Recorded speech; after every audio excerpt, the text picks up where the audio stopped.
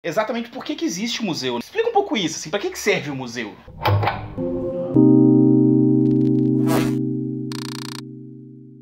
Meus amores e minhas amoras, bem-vindos ao Mimimídias Entre Parênteses. Meu nome é Tavos Mata Machado e hoje a gente trouxe um convidado muito especial, que é o Lucas Thiago, ou Mordecai, para quem participa do nosso servidor no Discord. Eu sou o Lucas Thiago, prazer enorme estar aqui com o Tavos, na companhia de um canal que eu admirei por muito tempo, embora a gente esteja aqui para falar um assunto chocante para todos nós. A gente tá fazendo esse vídeo mais ou menos de emergência, mais ou menos, né, de correria, para conversar sobre a tragédia que aconteceu nessa semana no Museu Nacional. Um incêndio de proporções catastróficas, né, que afetou uma das edificações mais importantes da história desse país, né. E o Lucas é um estudante de museologia e é também estagiário do Centro de Memória da Faculdade de Medicina. E a gente pensou que ele seria a pessoa perfeita para vir conversar um pouco com a gente sobre algumas questões que giram em torno da ideia de museu, da ideia de memória, da ideia de patrimônio, e pra gente entender um pouco melhor o quão sério foi esse incêndio e talvez um pouco o que a gente pode fazer para coisas desse tipo não acontecerem no futuro. Lucas, eu queria primeiro que você falasse um pouco, porque eu acho que muita gente sequer sabe que isso existe, né? Explica direito o que é a museologia e qual que é o trabalho de um museólogo. Quanto ao papel dos museólogos dentro do museu, eles servem como os conciliadores, mediadores entre todas as outras disciplinas ali dentro. Além deles atuarem propriamente dito como gestores, eles vão trabalhar um pouco com a curadoria, eles vão trabalhar junto com a equipe, historiadores, arqueólogos, paleontólogos, tudo num ponto de vista multidisciplinar dentro do museu. Bom, a museologia é uma graduação acadêmica que surgiu aqui no Brasil em 1930, por volta de 1930, com a criação do Museu Histórico Nacional, pois até então era um curso técnico. É um estudo que aborda a antropologia, o comportamento, a comunicação, além das práticas do museu, que é a exposição, a pesquisa, enfim, todas as demais áreas que cabem ao museu a envolver e abraçar. E começou no Brasil com o Museu Histórico Nacional. Esse museu. Exatamente. Caramba, não sabia. Eu acho que talvez não é muito claro exatamente por que existe museu. Pra que os governos constroem museus? Por que existe tanto museu e tal? Explica um pouco isso, assim. Pra que serve o museu? Tem muita gente que comenta que museu é só exposição e guardar coisa velha. Isso aí é só a ponta do iceberg, porque o museu ele fomenta a pesquisa, é função do museu, função social do museu de resguardar a memória do ser humano, seja em uma comunidade ou numa sociedade como um todo. Hoje nós temos a nova museologia e os ecomuseus, que justamente seriam esses museus comunitários, os museus de comunidade, que buscam representar as comunidades mais periféricas, comunidade que não tem tanta visibilidade como a sociedade como um todo. Eu acho muito interessante assim pensar um pouco nesse lugar do museu enquanto um locus de construção de identidade nacional, né? A gente para pensar um pouco no surgimento dessa ideia de museu que a gente tem hoje, que ela está muito localizada ali na consolidação dos estados modernos, né? Assim, século 17, 18, 19 e tal. A gente pega esses museus, o British Museum, o Louvre, todos datam dessa época, né?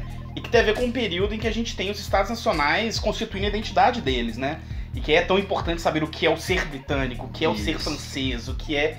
E aí, os museus e os monumentos, né, mais ou menos na mesma época aí, tem esse papel muito central, né, de conseguir localizar o que é a identidade nacional, assim. E eu acho que o Museu Nacional no Brasil, ele cumpre muito esse papel também, né? Bom, o Museu Nacional, ele foi o primeiro museu que veio aqui para o Brasil junto com o seu campo científico. Porque antes disso a gente tinha os gabinetes de curiosidades, que a grosso modo a gente pode dizer que é a origem dos museus.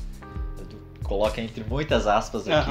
Então, se a gente tem um desastre dessa magnitude, nós nos perguntamos para onde que vai a pesquisa, para onde que vai os museus aqui para frente. Quando um museu desse porte ele tem um acidente dessa proporção, a gente costuma dizer que o museu, quando ele se destrói, a gente está destruindo a nossa memória, porque é através dele que nós definimos quem nós somos e o que nós fomos. A gente acaba perdendo um pouco da nossa identidade e um pouco de nós aquele museu. Falando um pouco mais então do Museu Nacional, né? Para muita gente, e sem julgamentos de valor aqui, só uma constatação, para muita gente esse museu apareceu anteontem. E tudo bem, acontece, ninguém é obrigado a saber de tudo, ele é um museu no Rio, se você não mora no Rio, às vezes você não fica sabendo, sem problemas quanto a isso. Mas assim, um pouco por esse fato, eu acho que cabe mostrar um pouco a magnitude que esse museu tinha, porque a gente tem visto o que foi perdido e a gente tem tantas áreas diferentes que ele parece, às vezes, um museu de tudo, né? Sim. Porque a gente tem entomologia, né? A gente tem arqueologia, inclusive egiptologia, a gente tem estudos de linguística indígena e de antropologia indígena, de um modo geral. A gente tem arte, tudo isso nesse lugar só, nesse museu só, né? Essa importância que ele tinha nos dias de hoje, ele não era justamente só pela museologia, mas para todos os outros campos que buscam recontar a história. Nós tivemos pesquisadores que perderam seus anos de trabalho dedicados ali dentro. Eu ouso dizer que foram 200 anos de milhares de anos perdidos, porque foram vidas dedicadas pesquisando o acervo. Pessoalmente, assim, do ponto de vista bem pessoal, foi meio que o que mais mexeu comigo, né? Assim, eu sou pesquisador, né? Assim, meu histórico, né? Fiz mestrado, vim da academia e tal. E eu tenho acompanhado muito pelo Twitter, né? Assim, então, porque no Twitter a gente tem as notícias, os grandes veículos, mas a gente também tem os relatos pessoais, né? A gente tem as pessoas que estão lá na hora, que viram, e é isso, eu tenho achado muito importante acompanhar esse aspecto individual, humano da tragédia, assim, né? E aí eu vi algumas threads de gente falando, tipo assim, eu tava na metade do meu doutorado e todos os meus dados, todos os meus artefatos, tudo da minha pesquisa, desde do meu TCC da graduação, tava lá. E eu perdi, tipo, 5, 6 anos da minha vida, foram embora no fogo, assim. E pra quem nunca fez um TCC ou um mestrado, um doutorado, quando você tá fazendo uma pesquisa desse porte, de fato, a sua vida é dedicada integralmente para aquilo. E aí eu fiquei pensando muito, assim, inclusive a calamidade burocrática que é isso. A gente tem esse volume de pesquisadores, mestrandos, doutorandos e tal, que acabaram de perder toda a pesquisa, tudo que eles tinham. E aí, sei lá, eles têm prazo para defender, né? Prazo para defender daqui a 1 ano, 2 anos. E aí o que vai fazer? Vai ter que prorrogar o prazo de todo mundo? Beleza, prorroga o prazo de todo mundo. Só que aí tem a CAPES, né, que é a instituição que regula a maior parte da pesquisa no Brasil, e que ela atribui notas aos programas de pós-graduação no Brasil inteiro. E um dos critérios para você perder nota na CAPES é pedidos de prorrogação, é atraso para defender. E a CAPES vai ter que abrir uma exceção para todo mundo cuja pesquisa se perdeu no museu. Então vai ter que ser um processo gigante, burocrático, para conseguir identificar quem que perdeu aquilo no museu, para conseguir abrir essa grande exceção. E beleza, você deu 3, 4 anos de prorrogação para galera terminar a pesquisa. Mas que pesquisa? Vai ter que começar do zero. Vai ter que ver onde tem algo, em algum lugar do Brasil, algo mais ou menos parecido com o que eu estudava, que eu consigo pegar pra recomeçar do zero, saca? Que eu acho que assim, a gente vai sentir os impactos disso por anos ainda. Por anos. Eu acho que a gente ainda não conseguiu ter a dimensão dessa tragédia. O que aconteceu no Museu Nacional, como o Tavos disse, é um impacto muito grande para os pesquisadores e também para a museologia. Porque quando você tem uma instituição, a mais antiga do Brasil, uma das mais importantes da América Latina, com 20 milhões de acervos aproximadamente, foi um golpe muito forte para a museologia no sentido de que já é uma instituição fragilizada pelo governo e pelo mercado de trabalho. E quando você tem um dos maiores símbolos o perder dessa forma, mostra que na nossa graduação, quando graduarmos como museólogos, nós vamos entrar sim em muitos ambientes com situações parecidas ou quiçá piores. Eu tava vendo que existem reclamações de descaso com o museu, reclamações, né, da equipe do museu e tal, desde os anos 50. Sim. Então, assim, o desmantelamento do Museu Nacional é um projeto que tá em voga tem 50 anos, saca? Não é um negócio de ontem, assim. E aí, o que eu fico pensando é o quanto que isso, em certa medida, abre os olhos, né, pra situação geral dos museus no Brasil, né? E aí o que eu fico pensando é um pouco assim, quais soluções a gente tem, né? O que a gente pode pensar para um futuro mais viável da museologia, da museografia no Brasil, assim? É uma pergunta muito complexa que vai demandar muitas gerações para se corrigir, pois a gente tem que tomar como os moldes, talvez, os museus da Europa, os museus latino-americanos. Eu vou dar um exemplo mais fechado, mais restrito. Aqui no Brasil, especificamente, o problema começa a respeito dos museus universitários. Em qualquer época de vaca magra, os museus são a última prioridade de repasse de recursos. Ele recebia essa verba só para ele existir, para pagar a internet, eletricidade, água, só para ele estar lá. Ele chegou a fechar em 2015, né? Chegou um tempo fechado. Que não... 2015, 2013, se não me engano, posso estar falando bobagem. Aí assim, tem um assunto que é um pouco controverso, mas que eu acho que a gente tem que entrar também. Porque tem surgido muita gente na internet com uma grande panaceia, né? Que seria a solução para todos os museus brasileiros, que é o famoso privatiza tudo, né? Joga tudo para iniciativa privada e tá resolvido o problema dos museus, assim.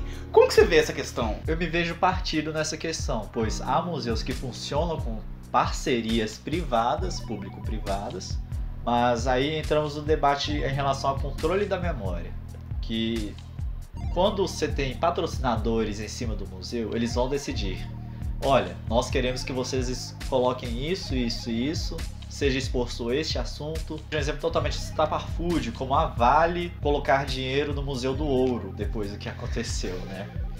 Ou seja, é bastante controverso, é algo que realmente tem que ser debatido, mas eu não concordo com a privatização dos museus, pois isso é... Para contar uma história de sua população, quem tem que fazer isso é o governo, e não uma empresa. Eu diria assim, talvez até mais que o governo, ou menos que o governo, não sei. Mas tem a ver com deixar a própria população contar a sua história também, né? Sim. E eu fico pensando que o crivo da empresa, querendo ou não, oferece uma limitação para isso, né? Com certeza. Porque, em grande medida, sim, quando você entra o dinheiro de alguma empresa no meio, né, vai existir um recorte sustentado no lucro, né? E, poxa, não é como se Memória Nacional desse muito dinheiro. Não dá. Não é exatamente essa a lógica, né? Eu fico pensando muito nos museus de arte.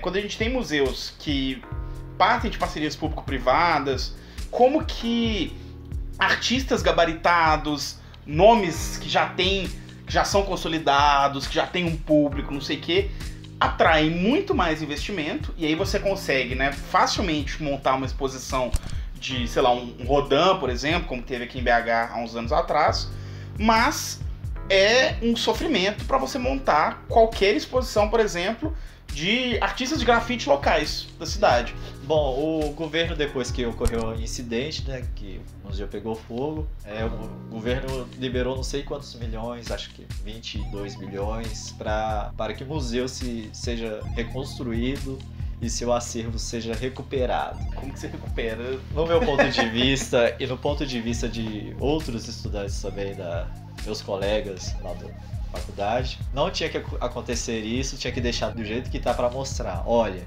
isso aqui aconteceu, isso aqui é uma cicatriz, e para evitar que amanhã aconteça de novo. Eu vi uma frase que ela é um pouco pesada, assim, mas que, sei lá, eu acho que ela é pesada na medida certa, assim, que diz que esse incêndio era o 11 de setembro da cultura brasileira, que o pensamento brasileiro teve seu 11 de setembro nesse incêndio, assim.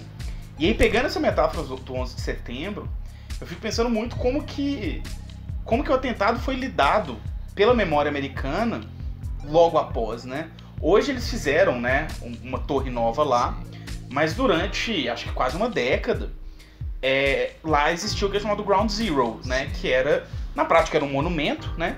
Mas que era um quarteirão inteiro gigante, né? Porque o World Trade Center era gigantesco, vazio. E isso foi muito importante para a memória nova-iorquina, nesse sentido da cicatriz, assim, né? O grande slogan, né, do 11 de setembro era o Never Forget, né? Nunca se esqueça. E eu fico pensando que às vezes deixar o museu do jeito que tá pode ter essa função didática mesmo. Com certeza, mas são opiniões divididas.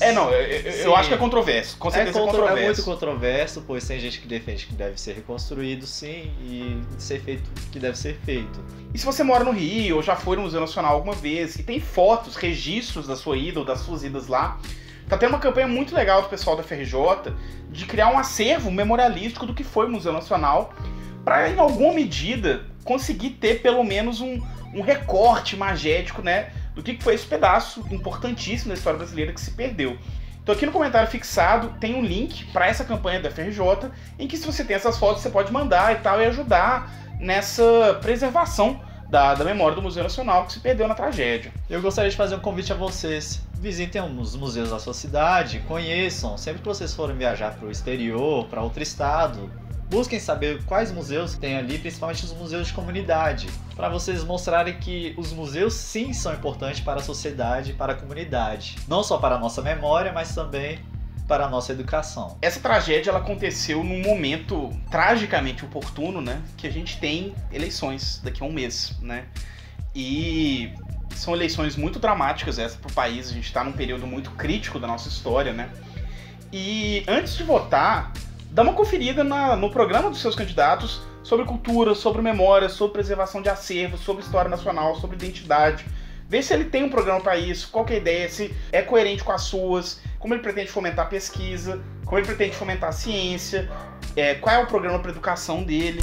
Bom, mas e você? Como que essa tragédia do Museu Nacional te afetou? O que você acha que deve ser feito com o espaço físico do Museu Nacional? Você acha que ele tem que ser reformado, restaurado ou mantido lá do jeito que está? Ou você acha que os museus devem ser privatizados ou terem uma parceria público-privada, ou se é uma dedicação exclusiva do governo? Deixe seus comentários aqui embaixo que o papo, como sempre, continua por lá. Se você quiser, inclusive, conversar mais diretamente com o Lucas, saber um pouco mais sobre museologia, saber um pouco mais sobre o trabalho dele, sobre o que essa área pesquisa, ele é um moderador do nosso servidor no Discord. Então você também está convidado a ir lá conhecer, bater papo sobre todo tipo de coisa com a gente e também conversar um pouco sobre essa tragédia e pra gente pensar um pouco os rumos aí da memória no nosso país. Vocês também podem me seguir no Instagram, embora eu não poste muitas coisas, mas estou lá à disposição para responder suas mensagens. Um beijo no coração e até mais!